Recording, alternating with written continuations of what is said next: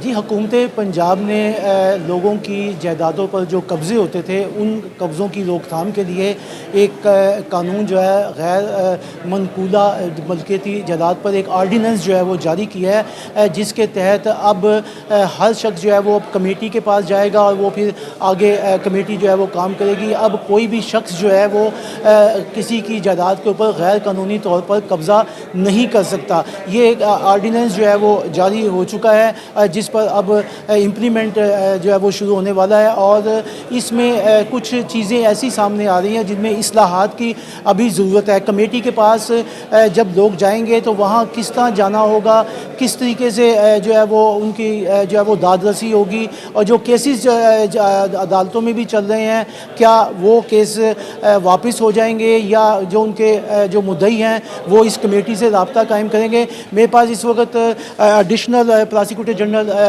साबिक जो है सईद अहमद शेख यहाँ पर मौजूद हैं। उनसे इस हवाले से बात करते हैं कि इस्लाहात के हवाले से उनके पास क्या राय जो है वो मौजूद है। सही साहब, आप ये बताइएगा कि जो इस्लाहात इसमें चाहिए अभी जो कमेटी के पास है, क्या खामियाँ हैं जो आप बताएँगे ताकि मज़ीद पंजाब गवर्नमेंट जो है वो उसमें अपनी इस्लाह जो है वो कर सके। शेन भाई, जो सब कॉन्टिनेंट की ये इलीगल पोजेशन की हिस्ट्री है ये काफ़ी पुरानी है। अगर हम लॉ में जाएं तो देखेंगे कि 1877 में जब इंग्लैंड की जो गवर्नमेंट है यहाँ आई तो उन्होंने आके स्पेसिफिक रिलीफ एक्ट इंट्रोड्यूस कराया, तो उसके अंदर उन्होंने सेक्शन 9 जो है वो इंट्रोड्यूस कराया, जो अब तक राइज है कि आप सिविल कोड कैसे जो पोजेशन है वो रिस्टोर करेगी एविडेंस लेने के बाद। CPC उन्होंने इंट्रोड्यूस कराई, और इसी तरह साइमल्टेनियसली उन्होंने जो है CRPC और ताज़ीरात पाकिस्तान इंट्रोड्यूस कराई। ताज़ीरात पाकिस्तान के अंदर अगर कोई बंदा इलीगल ट्रेसपास करता है, किसी की प्रॉपर्टी के अंदर कब्ज़ा करता है, उसके अंदर रहता है, तो उसके अंदर कौन से ऑफेंसेस होंगे, वो FIR दर्ज हो जाती है। और उसके बाद जो है वो जो मजिस्ट्रेट है वो 522 और 522A के तहत जो वो पोजेशन है वो बंदे को सज़ा देता है और वो पोजेशन भी रिस्टोर करता है। ये लॉ पहले से मौजूद है। इसके बावजूद जब ये टेंडेंसी बढ़ती गई तो 2015 के अंदर फिर गवर्नमेंट ने इलीगल पोजेशन एक्ट लेके आए, और उसके तहत भी सज़ाएँ भी थी और प्रोसीजर भी था। और फिर हमने देखा कि वो भी चीज़ें जो हैं वो लोगों की जो टेंडेंसी बढ़ रही थी इलीगल पोजेशन वाली, उसके अंदर कोई ऐसा मौसर किरदार अदा नहीं कर सकी, जिसकी वजह से ख़ासकर गैर जो ममालिक में पाकिस्तानी रहते हैं वो पाकिस्तान के अंदर जब इन्वेस्टमेंट लेके आते हैं या अपनी इन्वेस्टमेंट यहाँ करते हैं तो उनके ज़मीनों पे कब्ज़ा हो जाता है, लोकल के यहाँ भी कब्ज़ा होता है। और ये मुतालबा दिन ब दिन बढ़ता जा रहा था कि इस टेंडेंसी को ख़त्म करने के लिए कोई मेजरमेंट लेनी चाहिए।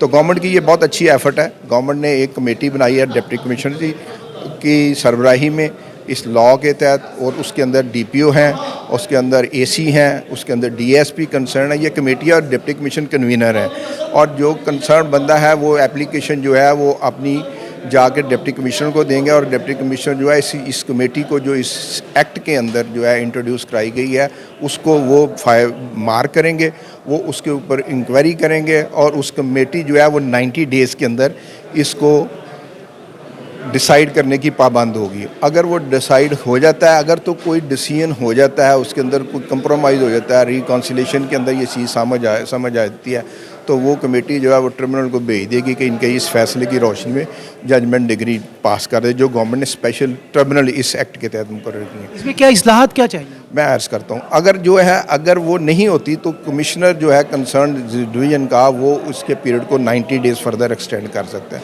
अगर फिर भी नहीं होती तो फिर विद इन नेक्स्ट 30 डेज़ के अंदर जो है वो ये कमेटी जो है अगर फेल हो जाती है रिकॉन्सिलेशन ऐसी चीज़ों के अंदर, तो वो फिर ट्रिब्यूनल को भेज देगी, और ट्रिब्यूनल जो है फिर उसके अंदर वो अपना सिविल प्रोसीजर कोड भी इस्तेमाल करेगी, फौजदारी भी करेगी और ऑफेंस भी देगी, और पोजेशन को इसी तरह रिस्टोर होगी। देखना ये है कि ये प्रोसीजर तो वही है, इसके अंदर स्पीडीनेस क्या आई है, क्या उनके पास जो कमेटी है वर्सम मैयर तो लिखे हुए हैं, वो कौन से वर्सम नहीं है। तो इसको गवर्नमेंट को एक तो फौरी तौर के अंदर 2 काम करने पड़ेंगे। एक तो देखना पड़ेगा, डेटा कलेक्ट करना पड़ेगा कि हर ज़िले के अंदर पेंडेंसी कितनी है, और क्या वो पेंडेंसी जो है वो इस अकेली कमेटी के बाद लाहौर के अंदर फ़र्ज़ एक ही कमेटी है और कमेटी उसके अंदर एसपी के साथ बदलती है, तो क्या वो ये सारी लिटिगेशन जो सिविल कोर्ट्स और एडिशनल डिस्ट्रिक्ट एंड सेशन जज जो लीगल पोजेशन एक्ट 2005 के तहत ये सारी पहले ही कार्रवाइयाँ कर रहे हैं कि अगर वो पहली डिस्पोजल अच्छे रिजल्ट नहीं दे सके तो क्या ये कमेटी 90 डेज़ के अंदर कोई अच्छा रिजल्ट दे सकेगी? इसके लिए एक तो रूल्स बनाने बड़ी ज़रूरी हैं और रूल्स के अंदर आप देखेंगे कि लोगों के बड़े अहम राइट्स हैं। इसके अंदर लोग इस एप्लीकेशन के अंदर दूसरों की प्रॉपर्टी पे भी कब्ज़ा करने शुरू करेंगे। तो जब आप उस 90 डेज़ को आप जो उसने पहले दिन जाके किसी सिविल कोर्ट के अंदर स्टे लेना है किसी एंड से भी, अग्रीड पर्सन भी तो हो सकता है ना, ज़रूरी नहीं हर बार, तो क्या उसके 90 डेज़ तो ज़ाया नहीं होंगे? और इसका स्पीड अप करने का प्रोसीजर क्या? तो गवर्नमेंट को रूल्स फौरी तौर पे इंट्रोड्यूस कराने चाहिए। इसी तरह जो ट्रिब्यूनल है उसके रूल्स इंट्रोड्यूस कराने चाहिए ताकि लोगों के दरमियान जो दिमाग के अंदर काम के स्टार्ट होने से क्लैरिटी की एम्बिग्विटी है वो दूर होनी चाहिए। ये बड़ा अहम सवाल है इसके अंदर। और दूसरा यह है इसके अंदर जो है वो सेक्शन देने चाहिए थे ताज़ीरात पाकिस्तान के। इसके अंदर चूँकि एक इंडिपेंडेंट सेक्शन दे दिया और उसकी 10 साल सज़ा भी दे दी है, बहुत अच्छी बात है, लेकिन मेरे हिसाब से थोड़े से रूल्स भी साथ फौरी तौर पे इंट्रोड्यूस कराने चाहिए और डेटे को कलेक्ट करते हुए उसके मुताबिक कोर्ट्स की इस्टेब्लिशमेंट करनी चाहिए। Thank you. जी, आपने सईद अहमद शेख जो है उनकी गुफ्तगू सुनी, उनका कहना यह है कि पंजाब गवर्नमेंट का ये जो आर्डीनेंस आया है ये बहुत बेहतर है, लोगों के लिए बेहतर है, लेकिन इसमें कुछ इस्लाहात की ज़रूरत है। इनमें शिकें जो है वो बनानी चाहिए ताकि पता लग सके लोगों को कि किस तरीके से उन्होंने कमेटी के पास जाना है और कमेटी ने आगे किस तरीके से केसों की इंक्वायरी जो है वो मुकम्मल करनी है।